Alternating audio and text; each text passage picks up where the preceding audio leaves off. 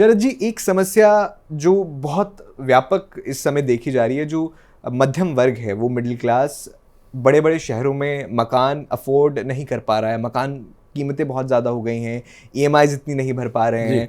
तो मध्यम वर्ग के लिए, खासकर अगर हाउसिंग के क्षेत्र में देखें, तो कोई राहत कोई देख रहे हैं हम बनती हुई? देखिए, जब मिडिल क्लास की हाउसिंग की बात की जाती है तो घूम फिर के क्या होता है, जो प्रधानमंत्री आवास योजना है वो तो गरीबों के लिए जी। तो मिडिल क्लास के लिए ज़्यादा से ज़्यादा अनाउंसमेंट यही होती है कि जो इंटरेस्ट सबवेंशन जिसको हम कहते हैं, कि जो अफोर्डेबल हाउसिंग है, जो आपके मकान 50 लाख रुपए से कम के हैं, उसमें जब आप लोन लेने जाएंगे तो वो लोन आपको सस्ता मिलेगा। बाकी अगर हम ऐसी कुछ उम्मीद करें कि सरकार मिडिल क्लास के लिए भी प्रधानमंत्री middle class Awas Yojana launch कर देगी, तो ये नहीं होने वाला है। ज़्यादा से ज़्यादा आपको कुछ इंटरेस्ट में सब्सिडी मिल सकती है। और आपने मिडिल क्लास की बात करी तो यहाँ मैं एक आंकड़ा आपके साथ शेयर करना चाहूँगा।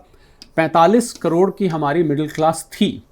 अब जब मैं थी कह रहा हूँ तो ये कुछ साल पहले तक थी। ऑल ऑफ ए सडन इसमें 25 करोड़ लोग जुड़ गए जो कि मल्टी डायमेंशनल पॉवर्टी इंडेक्स से बाहर आए। तो कुल मिला के अब मिडिल क्लास, हालांकि इसको मैं न्यू मिडिल क्लास कहता हूँ, NEO, ये लोग भले ही इनके बैंक बैलेंस ज़्यादा ना हो, पर इनको न्यूट्रिशन, एजुकेशन, हेल्थ, सैनिटेशन, मकान, ये सब इनका लिविंग स्टैंडर्ड बढ़ा है। तो आपको पता होगा नीति आयोग ने जी जो गरीबी की परिभाषा को एक अलग नज़रिए से देखा कि इनको सुविधाएं क्या क्या मिलती हैं। तो इतनी बड़ी हमारी मिडिल क्लास है, तो अगर कुछ अनाउंसमेंट होती है तो आप 70 करोड़ लोगों को प्रसन्न कर लेते हैं एक बार में। पर जैसा मैंने कहा कि बहुत कठिन है ये अनाउंसमेंट सरकार के लिए करना कि भाई मिडिल क्लास को जिनको मकान नहीं मिल रहा है उनको लाइए हम मकान देते हैं। मुझे ऐसी बिल्कुल भी कोई उम्मीद नहीं। तो ज़्यादा से ज़्यादा इंटरेस्ट सबवेंशन जिसको कहते हैं, कि आपके लिए हो सकता है इंटरेस्ट माफ़ कर दिया जाए, कम कर दिया जाए, बजाय जहां 10-11% पर लोन मिलता है आपके लिए 7-8% कुछ सब्सिडी दे दी जाए। ऐसी स्कीम्स कुछ चलती हैं, पर मिडिल क्लास घर के लिए मुझे नहीं लगता कोई अनाउंसमेंट होने वाली। वैसे भी अरुण, मिडिल क्लास को आजकल जो मैं जिन लोगों से मिलता हूँ वो उन्होंने मुझे बताया कि वो लोग अब Tier 2, Tier 3 सिटीज़ की तरफ देख रहे हैं जी। क्योंकि Tier 1 सिटीज़ में इंफ्रास्ट्रक्चर की, ट्रैफिक की, पोल्यूशन की, कंजेशन की, पानी साफ़ नहीं आता, बिजली तो चलिए दिक्कत इतनी नहीं है, हवा साफ़ नहीं है। कहते हैं ना कई बार कि कोई बीमार होता है, इसका हवा पानी ठीक करा लाओ, तो हवा और पानी दोनों ही ठीक नहीं नज़र आता कई बार। तो मुझे लगता है middle class is looking towards Tier 2, Tier 3। और जब से ये वर्क फ्रॉम होम का, वर्क फ्रॉम एनीवेयर का कल्चर आया है,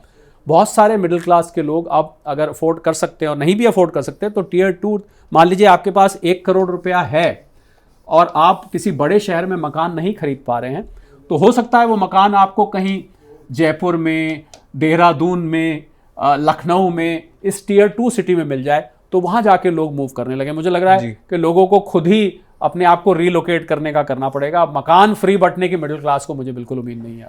शरद जी, इसके अलावा मिडिल क्लास की इस बार बजट से क्या उम्मीदें रहने वाली हैं? क्योंकि वो हमेशा देखता है अखबार खोल के कि क्या सस्ता हुआ, क्या महंगा हुआ। घोषणाएं तो हो जाती हैं, लेकिन वो ये देखते हैं कि सस्ता क्या हुआ, सस्ता महंगा क्या हुआ। इस बार क्या होगा? देखिए, जहां तक महंगे सस्ते की बात है तो महंगे सस्ते को GST ज़्यादा प्रभावित करता है, क्योंकि इनडायरेक्ट टैक्स होता है, वो सीधा कीमत में जुड़ता है।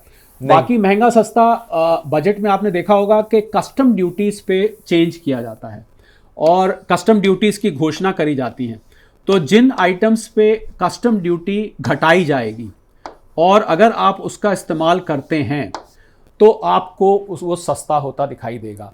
इसमें हो सकता है कि कुछ इलेक्ट्रॉनिक प्रोडक्ट्स हो, मोबाइल फ़ोन के कंपोनेंट्स हो, टेलीविज़न के कंपोनेंट्स हो, मॉनिटर्स के कंपोनेंट्स हो, जो चीज़ आप इस्तेमाल करते हैं, तो ये कस्टम ड्यूटी ही अगर सस्ता करेगी तो कर सकती है। पर इस बार मुझे लगता है इसमें ज़्यादा शिकायत इसलिए नहीं आएगी क्योंकि हमारी जो इन्फ्लेशन है इस समय अरुण, वो 1.5% से भी नीचे है।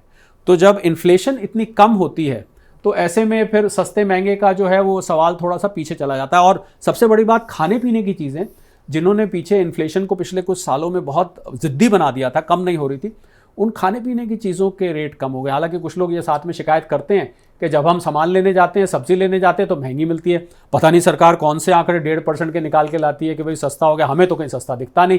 वो एक अलग मैटर है, वो उसमें गहराई में जाना पड़ेगा कि कहाँ पर महंगाई है। पर कस्टम ड्यूटी रिलेटेड अनाउंसमेंट से आपको कुछ राहत मिल सकती है जिन चीज़ों में इंपोर्टेड सामान का प्रयोग किया जाता है।